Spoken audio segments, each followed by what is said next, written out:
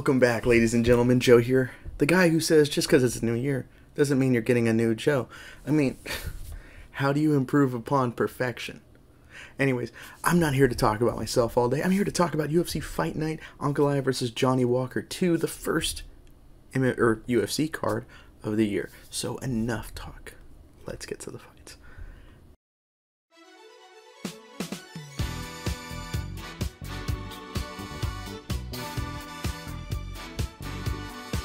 Main event, light heavyweight rematch with title ramifications. Magomed Ankalaev versus Johnny Walker. The first fight happened last year in Abu Dhabi with one of my favorite moments of 2023. Ankalaev lands an illegal knee onto the head of Johnny Walker. I'm laughing just thinking about it.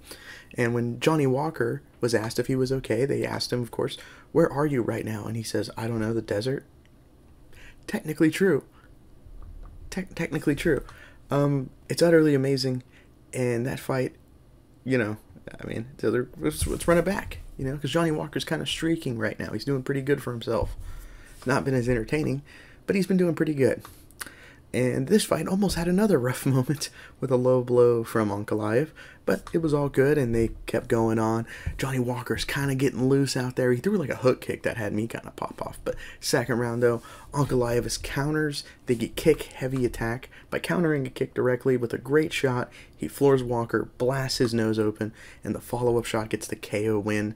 And it's one of those moments to me that reminds why you don't look forward. As Johnny Walker, was saying that he was ready for Pereira, and then he comes out here and loses his next fight to Ankalaev. Kind of reminds me of like Corey Anderson and Jan Blachowicz when they had their rematch. Corey Anderson was talking about John Jones this, John Jones that, and then gets leveled, but that wasn't the first round. That said, Ankalaev, he's actually has the ability to have great fights.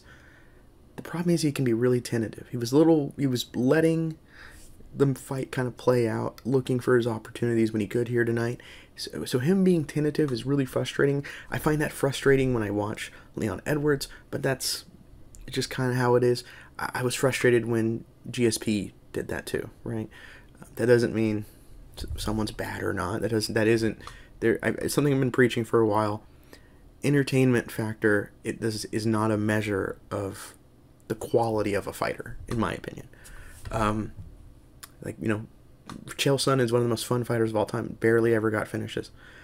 He was just really aggressive though, which kind of changes things up. But Ankalaev probably should get a title shot, I think, considering he was very close to winning a title a year ago. I do think the judges did get it right with him and Blachowicz, with him calling it a draw. I thought it was a draw. I thought that last round was a 10-8 for Ankalaev, and I think that made it a draw for me, if I remember correctly. I see the bad moon rising. I see. But in the co-main event, we originally were going to have this really fantastic scrap with Manel Kape and Mateusz Nikolai, but Manel Kape turns out he's a fatty, misses weight, big time fat boy, just like me. But I'm trying to lose weight, guys. Come on, that's one improvement you can make to me. But instead, we got a guy who I think, secretly, you can dub him Mr. UFC, Jim Miller. And he took on Gabriel Bonitz and got a fantastic face crank submission. He had his back. He was cranking really hard. He couldn't get under the chin, so he was just cranking. It was pretty nasty, pretty gnarly, kind of similar to what Khabib had on Conor. And he continues his march to UFC 300, which he should be on, because that guy, unless they bring Brock back, which I don't think they will, for the record. I don't think that's happening. But then again, USADA is gone. Unless they bring Brock back, he can be the guy he can have the title of being on UFC 100, 200, and then 300. And for a guy with as many fights in the UFC as he has, never getting a title shot, for a while he was in that top 5 and couldn't quite break through, kind of slumped down with age, it happens. But still being a very good fighter in there, I think that's a great accomplishment for this guy. And honestly, who doesn't love a good Jim Miller fight? Jim Miller is really entertaining. Despite being a grappler first, he has some striking and a lot of power. He's always a blast, and he always goes for these finishes, which is you like to see. But for the rest of the card, Mario Batista got a win over Ricky Simon.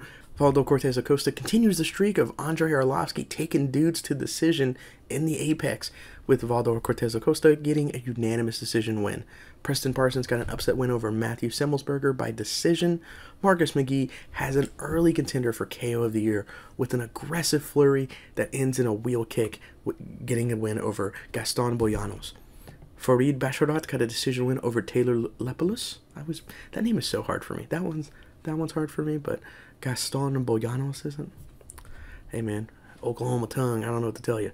Jean Silva, Nicolas Moda, and Joshua Van all opened the cards with 3 straight TKOs to open up the new year against Weston Wilson, Tom Nolan, and Felipe Bunez. I almost call him Felipe Burns. Bunez, respectively. And that's it for that card, but I want to do something different. I want to do something a little bit different, you know. I love how I'm talking about making improvements and doing things different. When I said I was already perfect in the intro, but I still am. Trust me. Sometimes perfection experiments.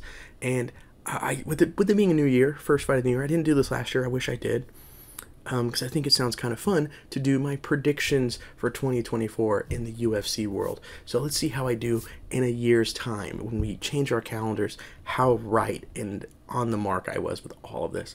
So let's begin. John Jones, he's going to duck Tom Aspinall, retire after the Stipe fight, then talk about how he's the greatest with him posting pictures of himself on social media while he's clearly on the juice, showing why he isn't even in the GOAT conversation, because I don't think you can juice and be considered a GOAT. Yeltsin Almeida, he's going to fight Pavlovich this year, and he's going to get starched early, ending the mystique of the perfect strategy and techniques in MMA, which is the legendary teep to double leg. Alex Pereira is going to drop the title at 205, and his fans are going to sadly be put into a position where they may be called into question and forced to admit they only like him because they hate Izzy. See, I don't like Izzy either, but it kind of feels weird, like overnight, how he just had like a rabid fan base just pop up overnight. I could be reading into the fans wrong. Let me know in the comments, because I typically always go, I feel like that's just because they hate Izzy. I always think negative of some certain fan bases, and that isn't right of me. I will be the first to say. But once again, I am still perfect. Khamzat, he will beat whoever is the champion at 185. Khamzat Chimaev beats the champion, but he's going to miss weight. Or he's going to miss weight before the fight, and the champion says, I'm not fighting you, and lose a title shot because of it. I don't know. I just kind of think that's kind of a fun prediction. And it could be potentially true. Leon Edwards, he's going to main event UFC 300 against Belal Muhammad. And somehow, that fight's going to be kind of entertaining. I don't think the first fight was awful. And I think the potential of these guys scrapping again doesn't sound bad. It won't be a finish, but it doesn't sound bad. Justin Gaethje, he is going to retire this year, but he'll do it after he beats Islam Makhachev. So this one is just purely wishful thinking and probably not happening. But, hey, it's kind of fun. Volkanovski, he doesn't move up to 155, and he stays at 145 this year, and he will end the year being a champion after winning a 4th Max Holloway fight. I think that is incredibly likely. Chito Vera, I think he's going to get the strap. I think he's getting the strap. Then he's going to immediately fight Merab, then complain how Merab smothered him for 5 rounds to lose the belt. Sean O'Malley, on the flip, he's going to go back to fighting guys without Wikipedia pages or that are very much over the hill, continuing to avoid Corey Sandhagen. Davison Figueiredo, he's going to enter the title picture. He'll be around that top 3 or 4, I think, by the end of the year at 135. Pantoja Moreno 4 happens this year. I don't think that fight doesn't happen this year, personally. That fight's basically a guarantee, it feels like. Just got to announce it at this point. Women's 135, it's going to have a burst momentum with Amanda Nunes gone and Rocky or Mayra Bueno Silva getting the belt.